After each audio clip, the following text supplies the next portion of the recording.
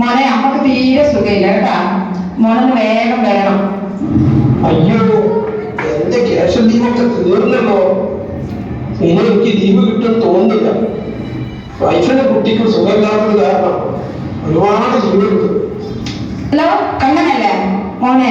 അമ്മക്ക് 2 ദിവസമായി തീരെ സുഖമില്ല. ഇപ്പൊ പിന്നെ എന്താണെന്നറിയില്ല, വെള്ളം കുടിക്കുന്നൊന്നുമില്ല.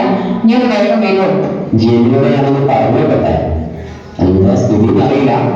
പിന്നെ ജീവനോടെ പോലെ ലീവ് നമ്മൾ നിർത്താം. ഹലോ, അനീഷ് അല്ലേ? അനീഷ്, മോന് സുഖത്തല്ലേ? മോന്റെ അമ്മക്ക് അത്ര സുഖമില്ല. ഇപ്പൊ പിന്നെ ഭക്ഷണം തീരെ കഴിക്കുന്നില്ല. മോനൊന്ന് വേഗം വരണം കേട്ടാ. ഞാനിപ്പോ ഭാര്യയുടെ ഇളച്ചിന്റെ വീട്ടിൽ പോയതാ.